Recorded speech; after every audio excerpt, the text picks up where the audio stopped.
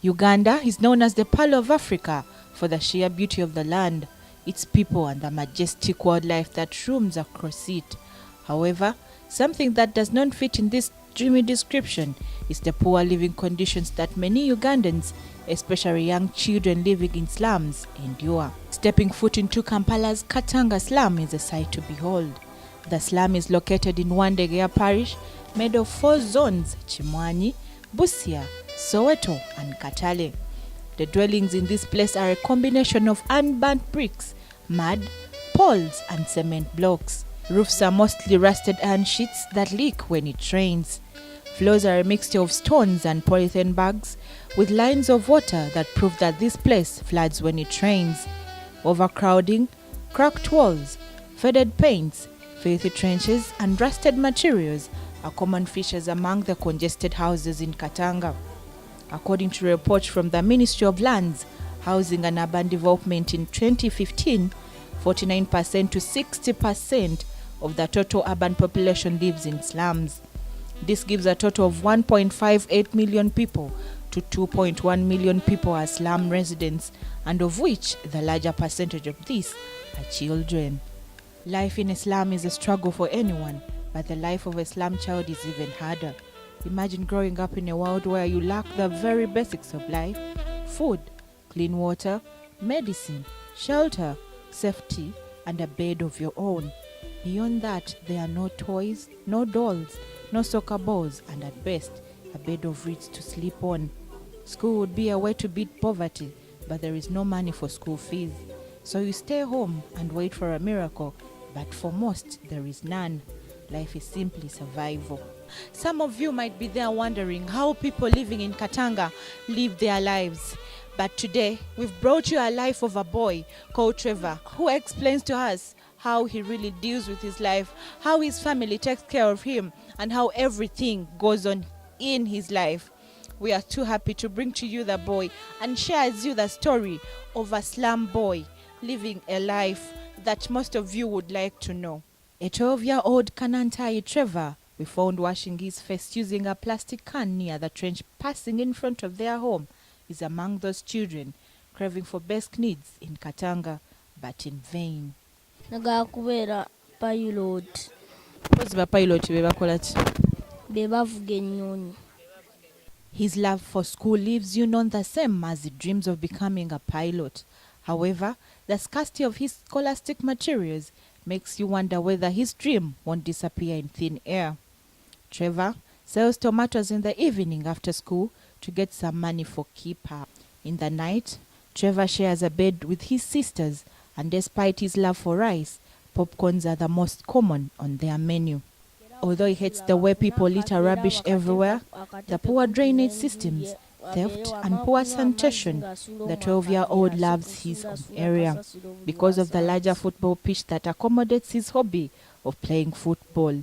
He has hopes of helping Katanga to get proper places where locals litter rubbish to make the place clean. Ngonzi Kathy, Kanantai's mother, is a single woman who has gone through difficulties to raise a child in a slum. Getting pregnant at the age of 14 and the rejection of his husband to take care of her child are still things that make her heart heavy with tears.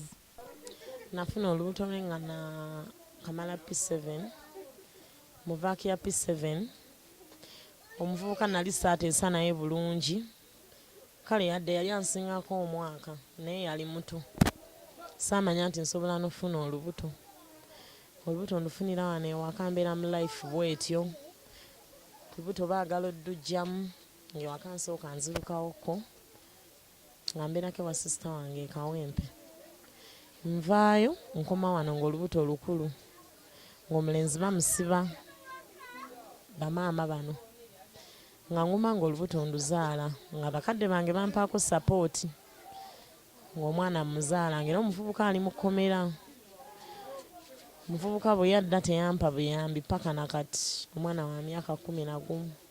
Despite the hardships, Kathy still has hope that his boy will have a better life if more help is extended to him.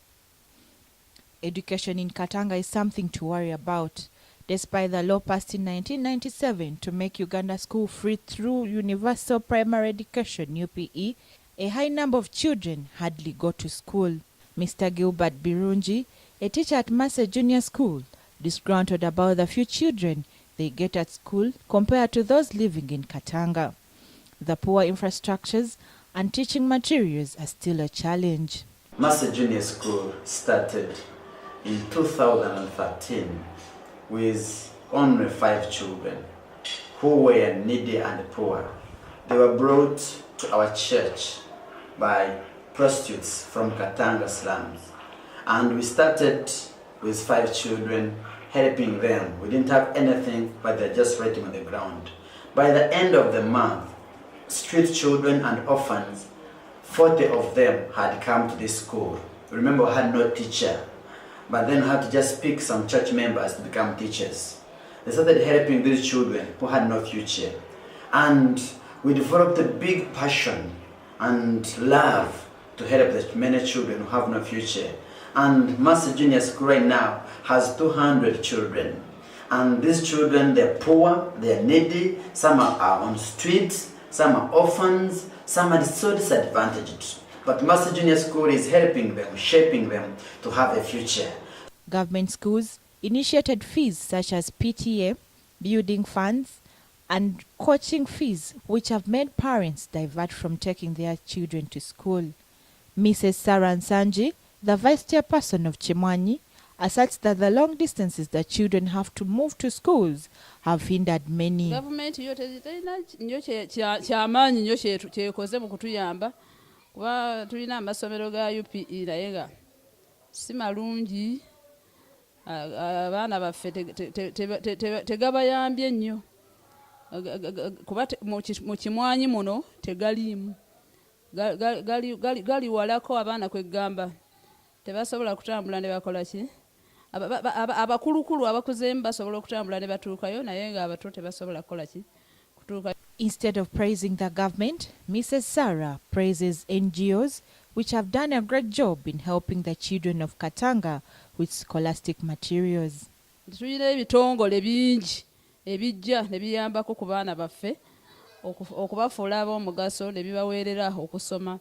Tulina ebitongole nga Help Africa, Hope for Life, tulina ebitongole bingi ebyenjawulo ebijja ne bituyambira ku baana baffe ne basobola okufuna omukisa ogusoma nabo ne babeera abaana abagasa mu ggwanga muno. Naye ebitongole bino bituyambye nnyo kuba bitwala abaana baffe mu bisulo ne basoma ne bibawa buli kimu ne bayambibwa. Muzadde atasobola wadde naggula kitabo n'asobola okuba nga asobodde okukola ki okuyamba omwana we n'akola ki n'abeera omwana w'omugaso. She added on that Katanga still faces challenges of child labor and violation of children's rights, which need to be overcome before it's too late.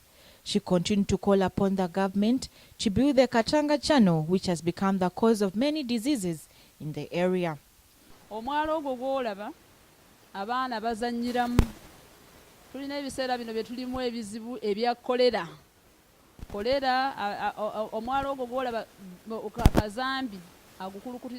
Due to the fact that Katanga people appreciated NGOs, we endeavor to talk to Mr. Sebowa, the initiator of the Smart Up Factory in Kawempe Division, which deals with helping children living in slums with basic needs that can help them survive. The Smart Up Factory is an innovation project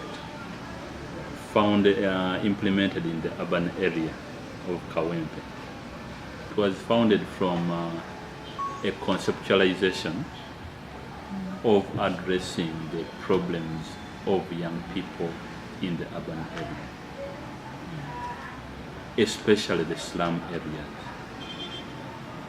Slums have a lot of problems or have a lot of issues, including drug abuse, lack of facilities and amenities, high crime rate, and there are so many young people that grow up in that context. Some are either born there into that context, or because of urban migration, they end up in the slums. Nevertheless, slum areas have not only produced drug abusers, prostitutes, and uneducated children, but there are notable people in Uganda who grew up in the ghetto but are acting as role models in society today. The live example is the one of the renowned Nubian Lee, a musician in the Firebase crew, who is acting as a role model to many. It's not bad to be in the ghetto because I think the ghetto is the best school you can ever have. In the ghetto you learn about so many things. You learn to interact with different kinds of people. So let's use the ghetto to get the positive out of it. You can do lots of positive things. Does not mean that when you're staying in the ghetto you have to be a criminal. No, it's not that. The ghettos have been able to produce productive people, important people in the society. So you have to believe in yourself, find what you can do best, have a dream, follow your dream, and work upon your dream. Everything is possible if you give it your all. Growing up anywhere brings its share of problems, but growing up in a place like Katanga is a struggle beyond imaginations. Life is hard and the public is unaware about the plight of slum children. Many dreams have been shattered because hopelessness is what they feed on. But we should know these are also children. They have a right to basic needs, a right to good education, a right to good health, a right to a better living. But the question still stands. Has the community done its job to make sure that these boys don't become something bad in community? Has the government done its job to provide all the basics that these children need in school? Has the media done its job to make sure that these kids and the world knows about their existence? It is a question of what have we done, because these are children of the future. They are the leaders of tomorrow. Ruth Nakafuma and Nabawes Udaya, final year students of Journalism and Communication at Macquarie University, bringing you this report.